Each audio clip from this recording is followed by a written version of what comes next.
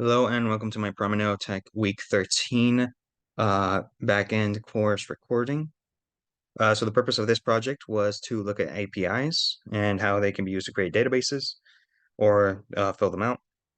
So looking real quickly, we have the pet store application, which will be our main file, has the Spring Boot application as well as the run for this class. And we're going to go ahead and examine the uh, pet store diagram. So here we have the pet store customer and employee. The pet store has a many-to-many relationship with the customer because multiple customers can go to different stores and different stores can have multiple customers. However, for every pet store, there's only going to be a set number of employees. They all have different bits of information, names, addresses, phone numbers, and other general information. So going forward, we're going to go ahead and just use this to compare. Looking at the pet store class, we have the phone number, name, address, and all the other string types that we need. The pet store ID is set up as the ID, which generates value. Strategy generation type identity. So basically, this just means that as it's created, it'll increment to prevent pet store ID from being repeated. We have the entity data notations up here. And we also have the set of customers for a many-to-many relationship. Cascade type persist as if a pet store is deleted. Customer will not have to be deleted because they can still go to other stores. We also have it to join on the table, pet store customer, which joins on the columns based off of the pet store ID and the customer ID.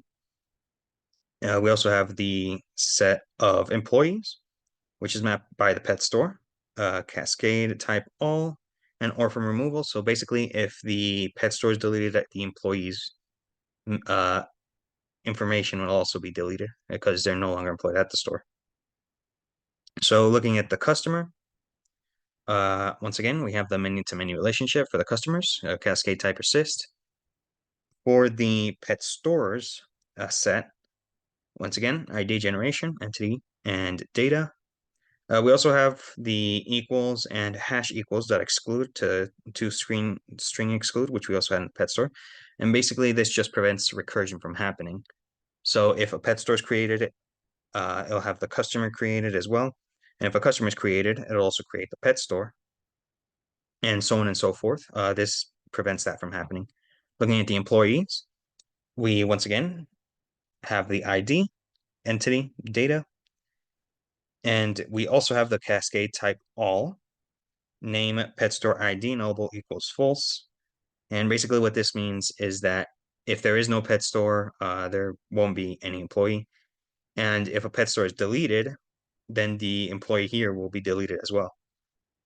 So we're going to go ahead and just run this application and as it is now.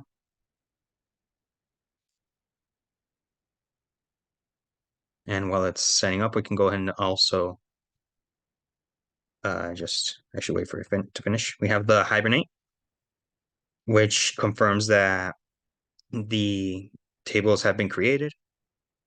I'm going to go ahead and just stop running this and talk about the POM Excel, which was copied off of the Spring Starter website, and the YAML, which has the username, password, and URL, which is for the local host, the port, pet store.